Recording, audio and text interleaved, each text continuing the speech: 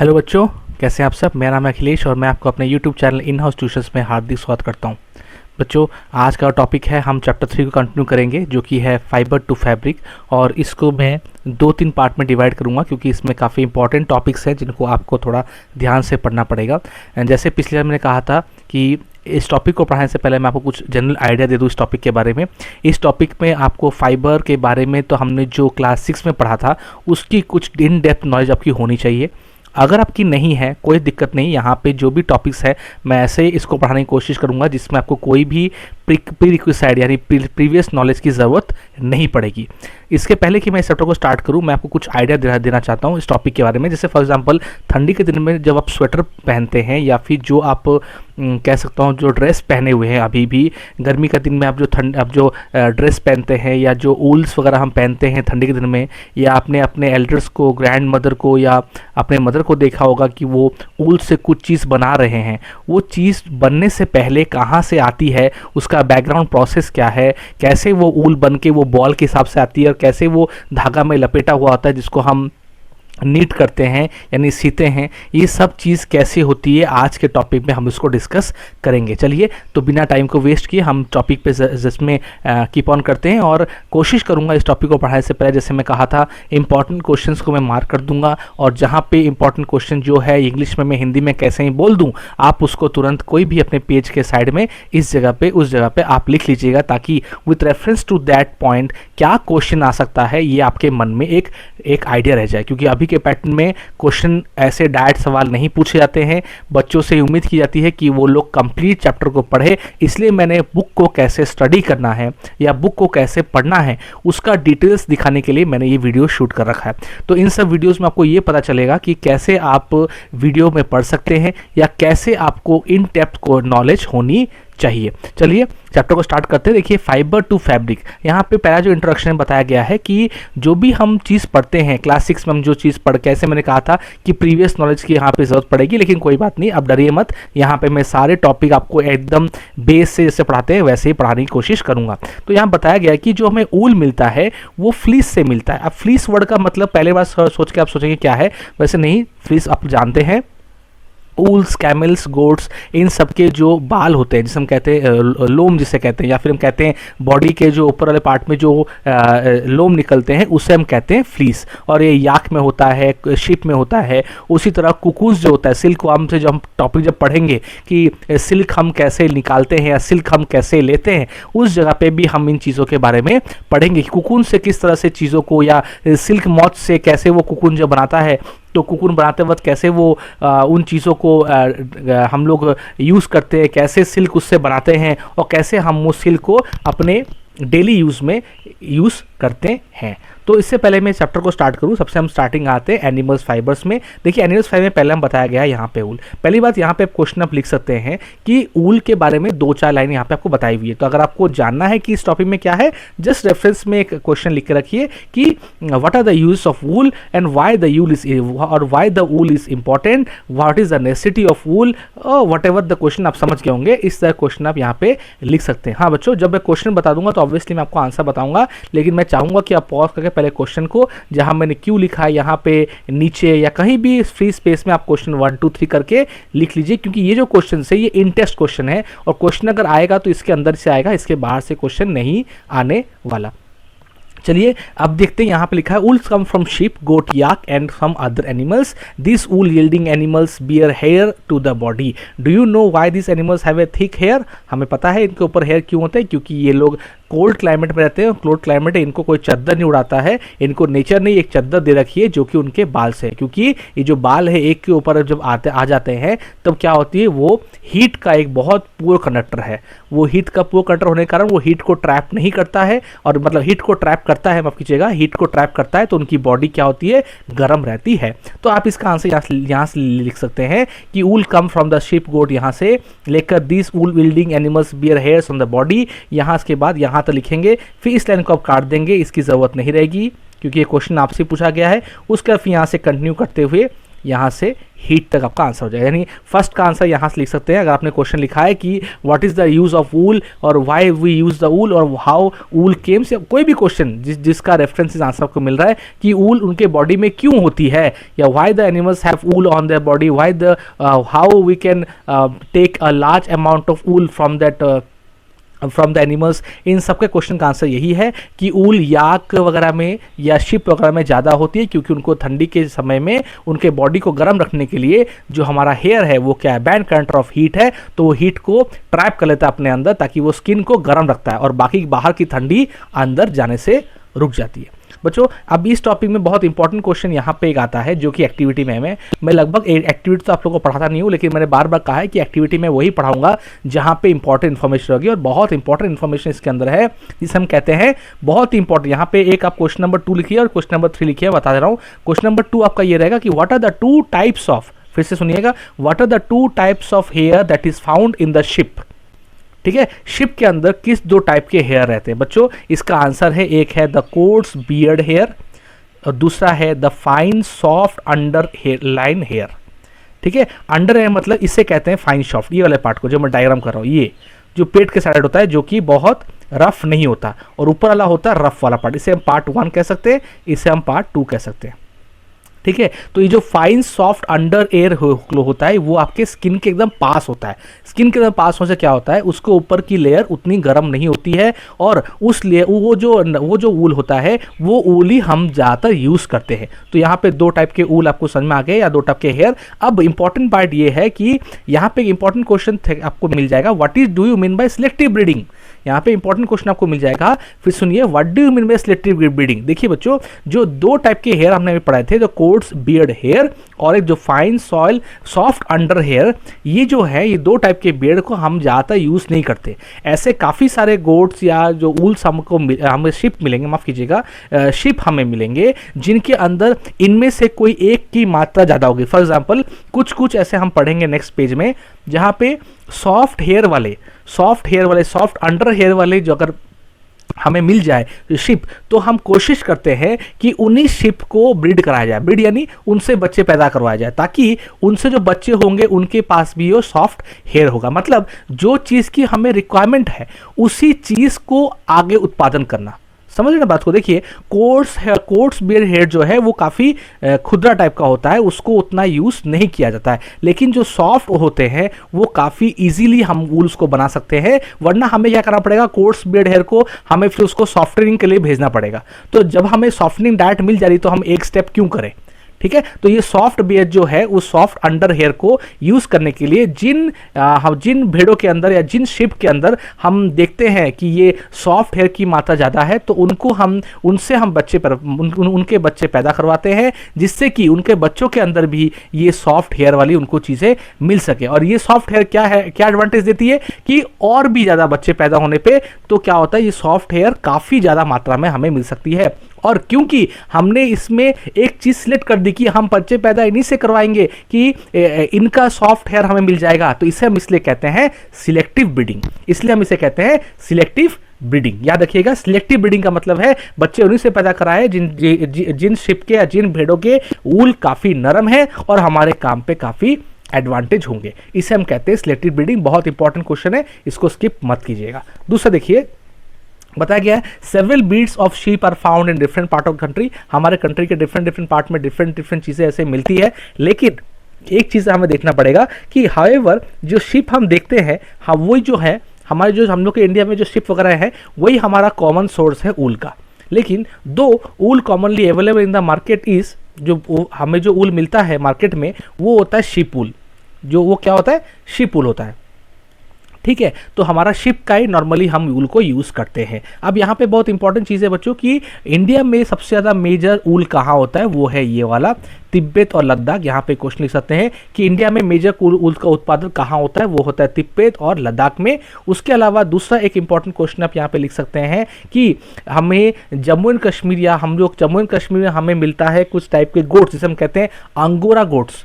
माफ़ कीजिएगा, मैं इसको थोड़ा सा मिटा दूं क्योंकि ये हाँ थोड़ा सा इसको जी, ये हो गया लद्दाख और तिब्बत वाला हो गया पहले का आंसर। एक होता है अंगोरा गोट्स, जिसका ये रहा, आप देख सकते हैं ये है अंगोरा गोट्स।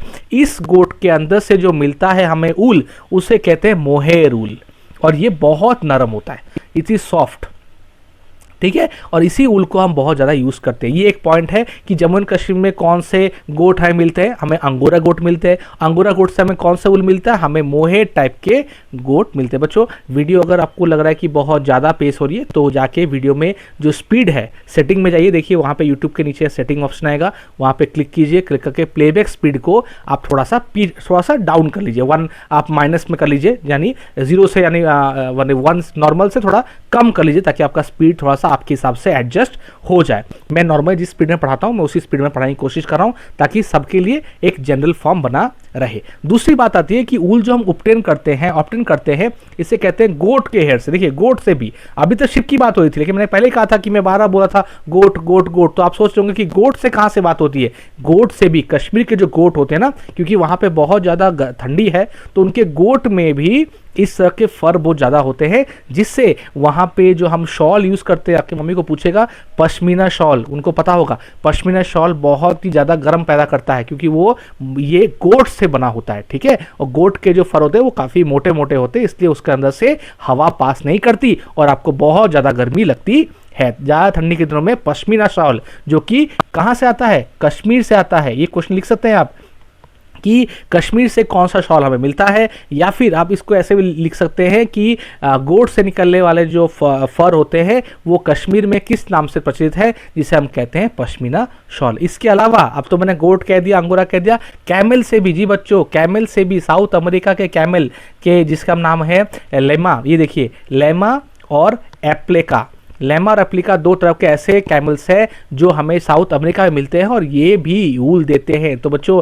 अंगोरा गोट्स ये कहाँ का है, जल्दी मुझे बताइए। बहुत अच्छे, ये है हमारा जम्मू एंड कश्मीर का, और ये जम्मू एंड कश्मीर का गोट भी है, ये भी जम्मू एंड कश्मीर का, लेकिन साउथ अमेरिका में ये पे ऐसे लाइमा और अल्पाना ऐसे कुछ है जो हमें गोट या जो हमें ऊल देते हैं। आप इस डायग्राम को अगर ध्यान से देखेंगे तो अंगोरा गोट, फिर एक अंगोरा गोट कह सकते हैं, गोट कह सकते हैं, शिप कह सकते हैं, याक कह सकते हैं, लैमा, इन सब चीज़ से जिनके पास लोम बहुत ज़्यादा है या जिनके पास स्लीव बहुत ज़्यादा है, उनसे हम बहुत ज़्यादा अमाउंट पर सिलेक्टिव ब्रीडिंग के द्वारा हम इसमें से ऊल का उत्पादन कर सकते हैं। चलिए नेक्स्ट पे चलते हैं। इस पेज में उतना कुछ और नहीं है इंपॉर्टेंट, चलिए मैं इसको मिटा दूं। चलिए नेक्स्ट पेज में है बहुत इंपॉर्टेंट। अब इन दो पेज को बच्चों बहुत ज़्यादा इंपॉर्टेंट, मैं स्टार्टिंग में इसको रेड मार्क से लिख दे रहा हूँ ताकि आपको कोई दिक्कत ना हो। ये बहुत आपका इंपॉर्टेंट टॉपिक के बारे में जाना जाएगा, ठीक है। देखिए आप इसको इस तरह देखिए, ये इंपॉर्टेंट टॉपिक में आ जाए। देखिए इंपॉर्टेंट टॉपिक को पढ़ने से पहले आपको बता दूं कि अभी जो मैंने आपको स्टार्टिंग में क्वेश्चन कहा था कि ऊल जो हम घर में देखते हैं वो बन कैसे रहा है, तो आज हम इसमें से ऐसे 6 स्टेप्स को पढ़ेंगे और उसका एक फ्लो चार्ट भी देखेंगे इसी वीडियो के एंड में, जहां पे आपको ये समझ में आ जाएगा कि कौन कौन से ऐसे प्रोसेस है जिस प्रोसेस से हम ऊल को निकाल सकते हैं। तो पहली बात हम आते हैं, स्टार्टिंग करते। देखिए यहाँ फिर पहले बताया गया है कि एक शिप को पहले रेयर किया जाता है। अब रेयर का मतलब आप बस ये समझिए, रेयर का मतलब है बालों को निकालना। आप कैसे निकालते हैं उसको हम पढ़ेंगे। चलिए देखिए, रेयरिंग और ब्रीडिंग में जो पहला आता है, ये रीडिंग का मतलब भी होता है कि इसको कट करना और प्रोसेस करना, यानी वो कट करना, उनके बॉडी से पहले कट करके निकाल लेना, उसके बाद उसको प्रोसेस करना, और प्रोसेस करने के बाद उसको उसे बड़े बड़े गोले वाले लंबे थ्रेड्स में कन्वर्ट करके एक गोले में कन्वर्ट करना। इन सारे कामों को हम रेयरिंग कहते हैं। एक ही सेंटेंस में अगर बोल दूं, रेयरिंग का मतलब होता है कि जो तरीका जहां से हम शिप के अंदर से या शिप के बॉडी में से लोम्स को निकालते, यानी स्लीव्स को बाहर निकालते हैं, निकालने के बाद उसको यार्न में जब तक कंप्लीट नहीं करते तब तक उसे क्या कहते हैं, उसे हम कहते हैं रेयरिंग। तो यहाँ पे व्हाट इज रेयरिंग का एक क्वेश्चन आपका बन सकता है।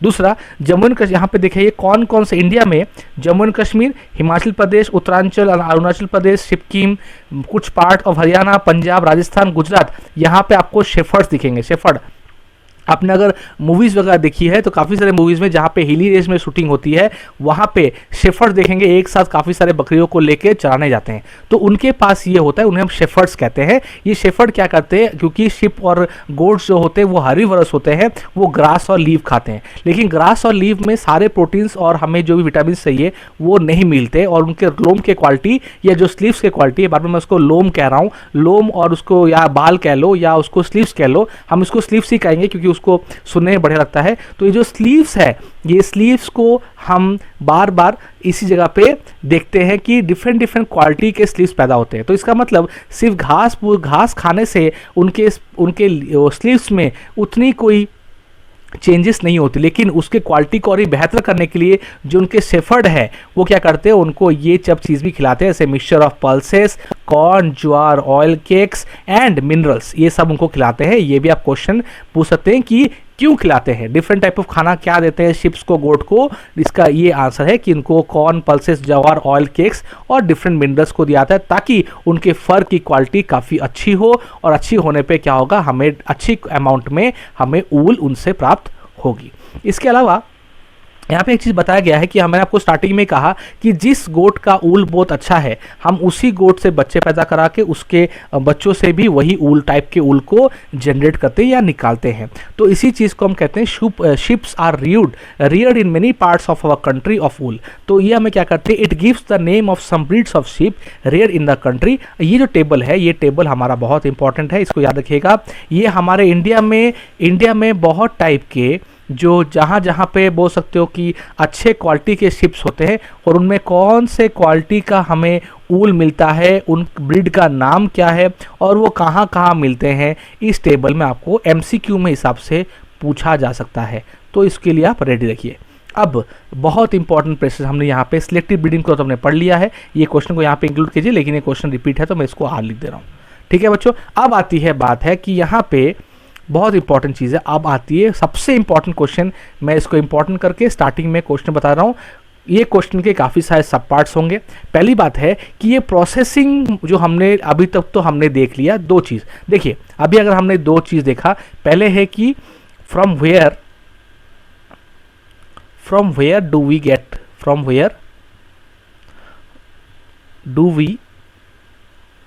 गेट ऊल, राइट, ये हमने देख लिया। दूसरा बी पॉइंट में हम देखेंगे कि रेयरिंग क्या होता है, जिसको हमने अभी शॉर्ट में पढ़ा। अब तीसरा है प्रोसेसिंग। प्रोसेसिंग का मतलब है ये जो प्रोसेस हमने लिखा कि ये कहाँ से स्टार्ट होता है और कहाँ जाके ये ख़त्म होता है। कि हमें स्टार्टिंग मतलब हमें फाइबर कहाँ से मिले, स्टार्ट मतलब हमें फाइबर कहाँ से मिले, और हमने यान कैसे बनाया, इन चीज़ों को हम यहाँ पे देखने वाले हैं। तो प्रोसेसिंग में जो पहला स्टेप होता है उसे हम कहते हैं शेयरिंग। यहाँ पे क्वेश्चन लिख सकते हैं, व्हाट इज शेयरिंग। शेयरिंग का मतलब होता है जब आप फ्लीस जो होता है, जो हमने कहा था फ्लीस या स्लीव जिसको मैं कह रहा था, जो फ्लीस ऑफ द शिप यानी जो बाल है शिप के, उनको उनके शिप के अंदर से उनको निकाला जाता है, मतलब काटा जाता है। अब आप पूछेंगे कि हाथ से काटा तो नहीं, जनरली आप जो बाल काटते हो ना, जैसे आपने बाल काटा, उस तरह के बाल काटने के यंत्र से उनके स्लीव्स को भी काटा जाता है। जैसे आप ट्रिमिंग करते हो, आपने देखा होगा जब आप हेयर सैलून में जाते हो तो वहाँ पे आपको बालों को ट्रिम किया जाता है।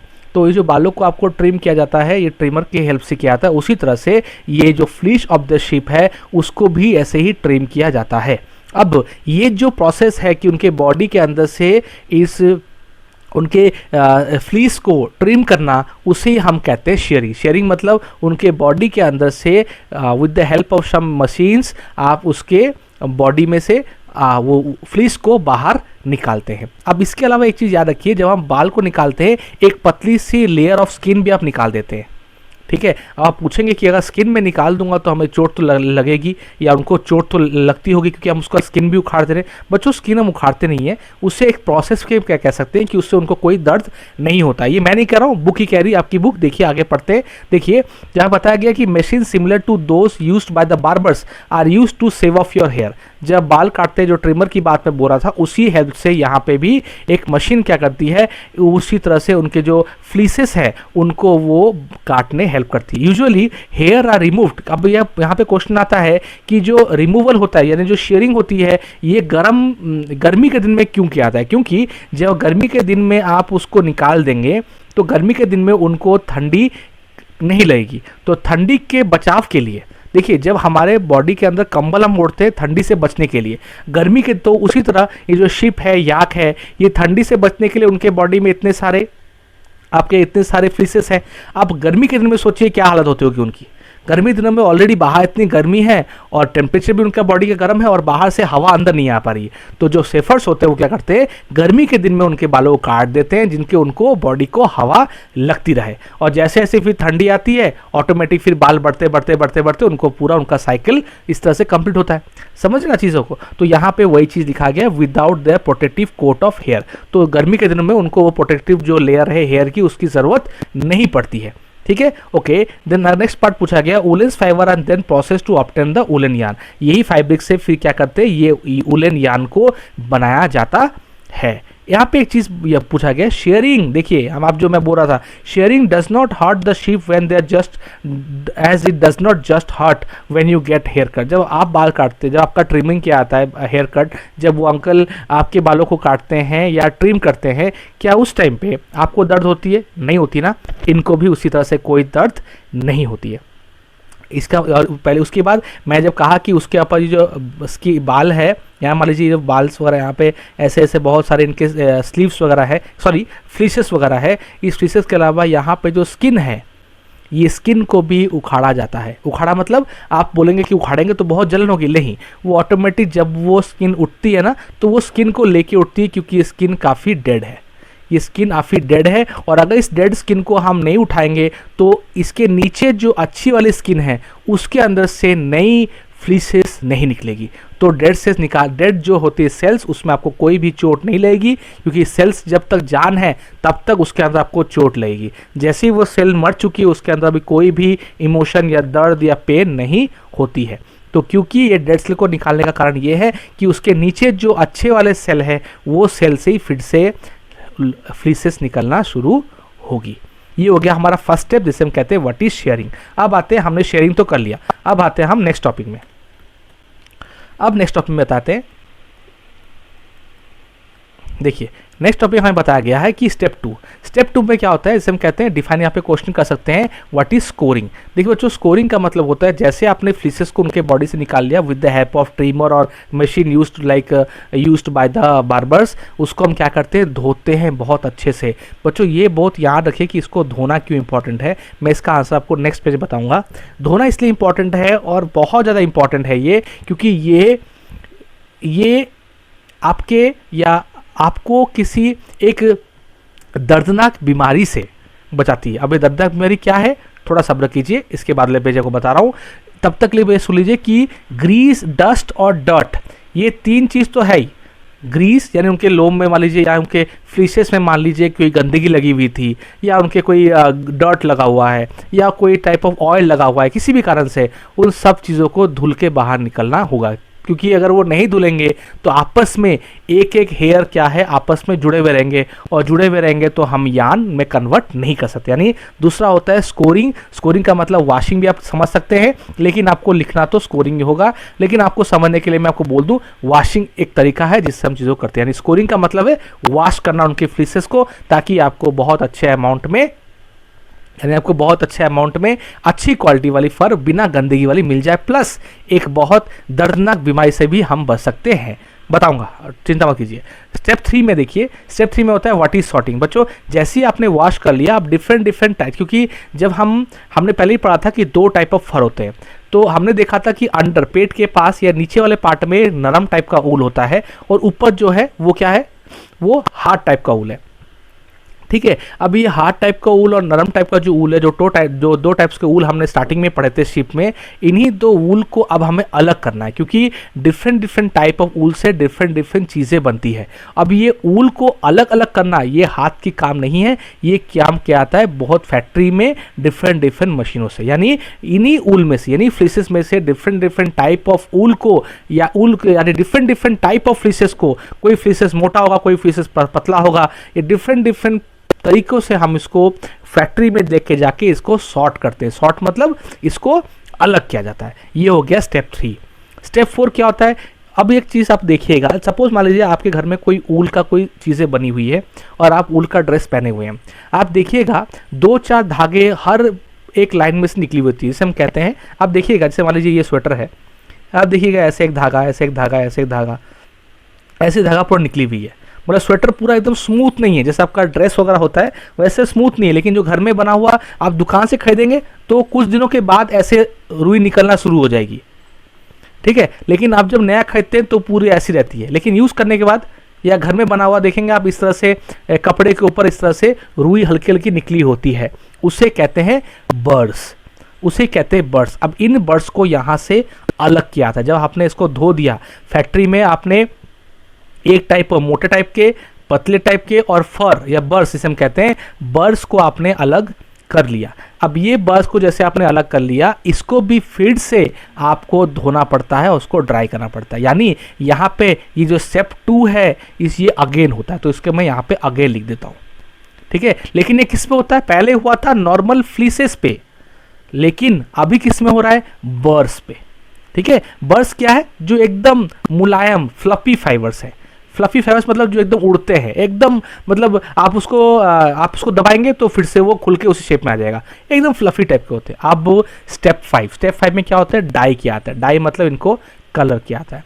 चौथा 6 स्टेप क्या हो गया? जैसे ही डाई हो गया, अब देखिए डाई करने में क्यों होता है? क्योंकि डिफरेंट गोट और याक के डिफरेंट कलर होते हैं, तो black colour, white colour, brown colour, ये कलर तो सभी कॉमन है, लेकिन कुछ कुछ कलर्स ऐसे ग्रीन कलर, ये तो हमें कोई याक में नहीं मिलेगा, तो हम उसको उस कलर में डाई करते हैं। डाई करने से क्या होता है? वो धागा उसी कलर में कन्वर्ट हो जाता है और हमें उस कलर का ऊन मिल जाता है।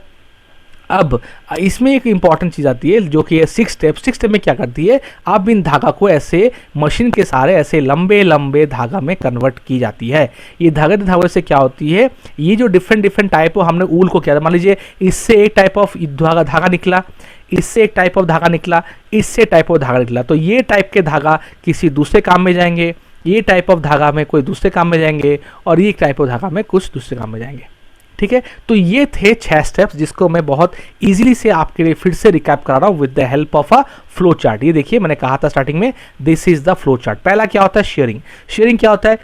इस तरीके से समझिए, शेयरिंग वो तरीका है जहाँ पे फ्लिशेस को शिप या गोट में के बॉडी में से निकाला जाता है with the help of A machine, जिससे कि और उनके साथ क्या किया जाता है? उनके हल्की सी एक डेड लेयर ऑफ स्किन को भी निकाली जाती है। उसके बाद स्टेप 2 में उसको धोया जाता है, जिसे हम कहते हैं शोरिंग। धोया क्यों जाता है? ताकि उसके अंदर डस्ट, ग्रीस और कुछ डेडली बैक्टीरियाज भी बाहर निकल जाए। तीसरा होता है, उसको करने का हम उसको सॉर्टिंग करते हैं, जिसमें डिफरेंट टाइप ऑफ यानी डिफरेंट टेक्सचर के, यानी आप तो अब एक शिप से तो हमने नहीं निकाला होगा ना, जब आप कर रहे हैं, जब आप शेयरिंग कर रहे हो तो क्या आप एक ही शिप से करेंगे? आप लगभग 10-12 शिप से करेंगे, क्योंकि एक शिप में कितने निकलेंगे, और तो जब 10-12 शिप से आप करेंगे तो सब शिप का अलग अलग क्वालिटी ऑफ होगा ना, अलग अलग टेक्सचर होगा फ्लीसेस का, अलग अलग टेक्सचर, अलग अलग पैटर्न होगा, या अलग किसी का मोटा होगा किसी का पतला होगा, तो हर चीज़ों को अलग करने के लिए फैक्ट्री में उसको भेजा जाता है। और फैक्ट्री भेजने के बाद वहाँ पे जैसे अलग हो जाते हैं तो कुछ हमें ऐसे ऊन मिलते हैं जो कि बहुत फ्लफी होते हैं, जिसे हम कहते हैं बर्ड्स। उन बर्ड्स को कलेक्ट किया जाता है, कलेक्ट करके, क्योंकि वो बहुत महीन होते हैं, बहुत पतले होते हैं, उसका पर्पस वो इतने पतले होते हैं कि आप उसको जोड़कर आप एक लंबा धागा नहीं बना सकते, इसलिए उससे कुछ दूसरा धागा बनाते हैं, मोटा मोटा नहीं, एकदम पतला पतला धागा बनाया जाता है उससे, इसलिए उसको भी अलग से फिर धोआ जाता है, जिसे हम कहते हैं स्टेप 4 में। स्टेप 5 में जैसे आप धुल गए, आपने देखा कि डिफरेंट याक, शिप या गोट में से आपको डिफरेंट कलर ऑफ फ्लीसेस या ऊल मिले थे। उस ऊल को अब आपको डिफरेंट कलर में, आपको एज पर योर कलर उसको डाई किया जाता है। डाई करने के बाद जैसे आपने सॉर्टिंग की थी, डिफरेंट टाइप मतलब डिफरेंट टेक्सचर ऑफ स्लीव्स के साथ आपने जैसे उसको डाई किया था, उस डाई के हिसाब से आपने जब उसको अलग अलग सॉर्ट किया था, उस सॉर्टिंग के हिसाब से उसको अब मशीन के द्वारा लंबे लंबे स्लीव्स में या यान में कन्वर्ट किया जाता है। तो ये आपका प्रोसेस ऑफ यान। तो यहाँ पे आपका बहुत इंपॉर्टेंट जो आता है question, what is sharing, what is scoring, what is sorting and what is यान। ठीक है। ये बीच का जो 2 टॉपिक है व्हाट इज डाइंग वगैरह ये सब आता नहीं, क्योंकि ये सिंपल क्वेश्चन है। और आपको एक और इंपॉर्टेंट क्वेश्चन आता है कि जो पूरा प्रोसेस है इसको डिफाइन कीजिए। तो पहला आप लिखेंगे शेयरिंग क्या होता है, दूसरा आप लिखेंगे स्कोरिंग क्या होता है, फिर तीसरा आप लिखेंगे सॉर्टिंग क्या होता है, चौथा लिखेंगे बर्ड्स के बारे में, पांचवा लिखेंगे डाइंग के बारे में, और छठवा लिखेंगे कैसे आप इसको रोलिंग या यान में कन्वर्ट करते हैं। बच्चों ये बहुत इंपॉर्टेंट टॉपिक है। लास्ट के 15 मिनट अगर आपने नहीं, मतलब आपको अगर थोड़ा डिस्टर्बेंस लगा होगा तो प्लीज़ आप पीछे जाइए और फिर से 15 मिनट को देखिए, बिकॉज बहुत इंपॉर्टेंट टॉपिक को मैंने कोशिश की है बिना इंटरप्शन को आपको समझाने के लिए। बच्चों कोई भी दिक्कत प्लीज़ कमेंट में उसको लिखिए ताकि मैं उसमें इम्प्रूवमेंट ला सकूँ। बच्चों दूसरी चीज़ें, अब यहाँ पे ये चीज़ देखिए, हमने जो आपको इम्पोर्टेंट कहा था कि ऑक्यूपेशनल हैज़ार्ड, मैंने आपको कहा था स्कोरिंग के टाइम पे, जब हम स्कोरिंग करते हैं तो स्कोरिंग के टाइम पे हमने एक चीज़ देखा कि डर्ट, ग्रीस और ऑयल को निकालने के लिए करते हैं। लेकिन बच्चों एक होता है ऑक्यूपेशनल हैज़ार्ड, जब सॉर्टिंग करते हैं ना, जो सॉर्टिंग का जॉब करते हैं उसे हम कहते हैं सॉर्टर। जो सॉर्टर होते हैं वो कभी कभी उनको सॉर्टिंग करते हुए एक बैक्टीरिया का रिस्क रहता है जिसे हम कहते हैं एंथ्रैक्स। एंथ्रैक्स याद रखिएगा, ANTHRAX, एंथ्रैक्स। ये एंथ्रैक्स क्या होता है, ये आपका बहुत डेंजरस